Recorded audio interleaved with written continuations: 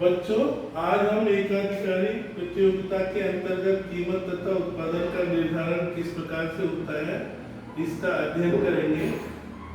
पूर्ण प्रतियोगिता के पश्चात एक ऐसी प्रतियोगिता जिसमें केवल विक्रेता एक ही होता है और क्रेता अनेक होते हैं। इसकी कुछ अलग अलग विशेषताएं होती हैं। इसमें बाजार और फर्म दोनों एक होती हैं और इसमें हमेशा ये एवरेज रेवेन्यू है। एवरेज रेवेन्यू हमेशा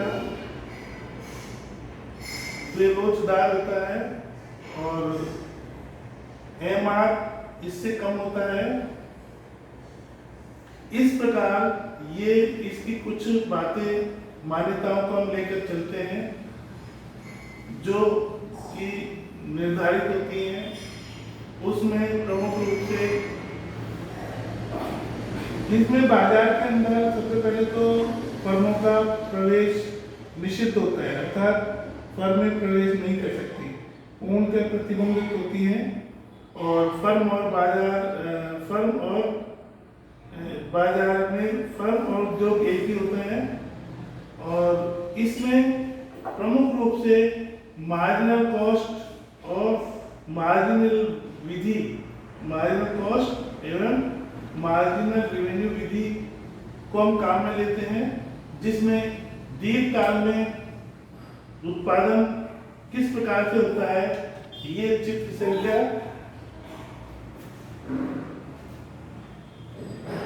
संख्या ए में हम बताते हैं कि दीर्घकाल में किस प्रकार से कीमत तथा उत्पादन का निर्धारण होता है।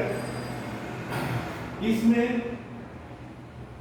ये एवरेज रेवेन्यू और ये मार्जिनल रेवेन्यू, ये एवरेज कॉस्ट और ये मार्जिनल कॉस्ट, ये दोनों एक दूसरे को इस बिंदु पर काटते हैं, इस पर, और ये एवरेज कॉस्ट रेखा है, एवरेज रेवेन्यू को टच करती हुई निकलती है। तो इस प्रकार से ये ओ एक्स पर, ये x0 और ये P0, यहाँ पर कीमत का निर्धारण होता है। इस प्रकार से P, R, S और ये P, ये जो क्षेत्र है ये क्षेत्र सामान्य लाभ का क्षेत्र कहलाएगा। अब इसके अंदर होता यह है कि हमेशा average revenue is greater than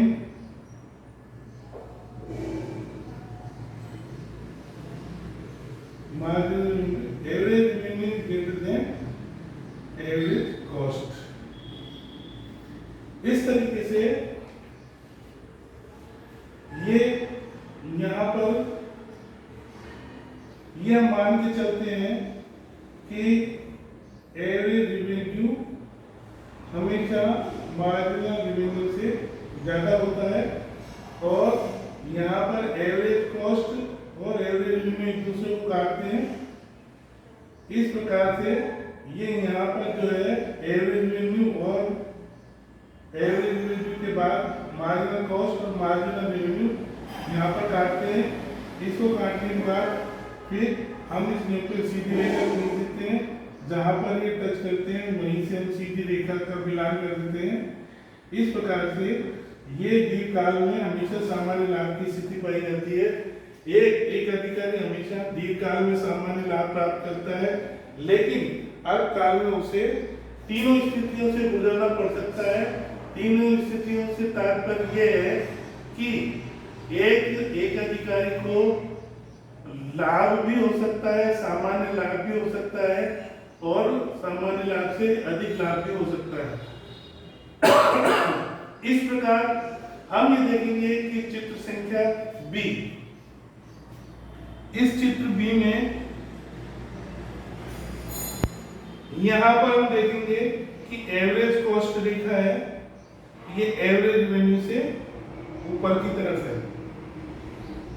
ये यहाँ पर P0, P1, C और T नाम हम कुछ भी दे सकते हैं। यहाँ पर मार्जिनल कॉस्ट और मार्जिनल रेवेन्यू ने एक दूसरे को काटा, इसको अपन X0 रख सकते हैं। अब यहाँ पर ये जो भाग है, ये वाला भाग यहाँ पे क्या हो रहा है, यहाँ पर एवरेज कॉस्ट ज्यादा है, किससे? एवरेज रेवेन्यू से। जब एवरेज कॉस्ट एवरेज रेवेन्यू से ज्यादा हो गया तब ये हानि की स्थिति होगी, क्योंकि यहाँ पर क्या हो रहा है कि किसी वस्तु को बनाने में लागत तो हो रही है ज्यादा और एवरेज रेवेन्यू प्राप्त हो रहा है कम।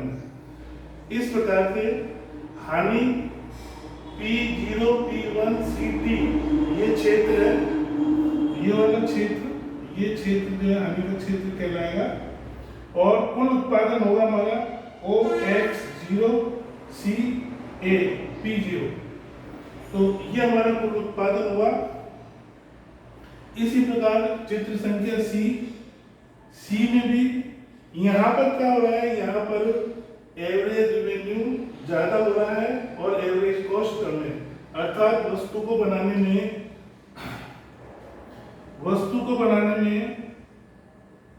लागत तो आ रही है कम और रेवेन्यू प्राप्त हो रहा है ज्यादा।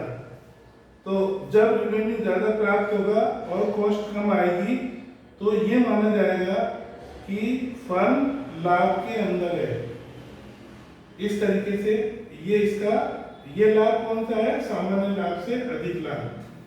अब इसके बाद आती है तीसरी स्थिति ये है वही सामान्य लाभ की, जिसमें एवरेज रेवेन्यू को एवरेज कॉस्ट यहाँ पर टच कर रही है, यहाँ पर टच करने के बाद निकल रही है। इसके बाद फिर यहाँ पर मार्जिनल कॉस्ट और मार्जिनल रेवेन्यू, ये मार्जिनल कॉस्ट और ये मार्जिनल रेवेन्यू दोनों यहाँ पर बराबर है और इसको बराबर को काटती हुई ये OX उत्पादन की मात्रा है और ये OP0 ST ये जो है सामान्य लाभ होगा।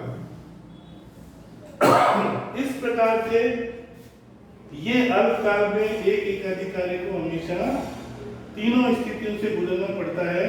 तीनों स्थिति वापस हम एक बार रिपीट करते हैं। दीर्घकाल में उसे सामान्य लाभ प्राप्त होता है, परंतु अल्पकाल में हमेशा उसे तीनों स्थितियों से गुजरना पड़ सकता है। हानि, लाभ यानी कि अति सामान्य लाभ और वो सामान्य लाभ। तो हम ये कहेंगे कि एक अधिकारी को दीर्घकाल में हमेशा सामान्य लाभ प्राप्त होता है और अल्पकाल में लाभ, सामान्य लाभ और अति सामान्य लाभ और हानि प्राप्त होती है। परीक्षा में प्रश्न अक्सर पूछा जाता है कि एक अधिकारी प्रतियोगिता किसे कहते हैं, इससे क्या तात्पर्य है, इसकी विशेषताएं क्या है और इसके अंतर्गत कीमत तथा उत्पादन का निर्धारण किस प्रकार से है। सबसे पहले हम इसकी जो एक अधिकारी प्रतियोगिता इसकी बारे में जानकारी देंगे, इसके पश्चात इसकी मान्यताओं को बताएंगे, उसके बाद कीमत का निर्धारण करेंगे, कीमत तथा उत्पादन का, जिसमें सबसे पहले दीर्घकाल में किस प्रकार से कीमत तथा उत्पादन का निर्धारण होता है। उसके पश्चात हम अल्पकाल के अंदर कीमत तथा उत्पादन का निर्धारण किस प्रकार से होता है। इस प्रकार हम जो है इसका आंसर कंप्लीट करेंगे। That's all.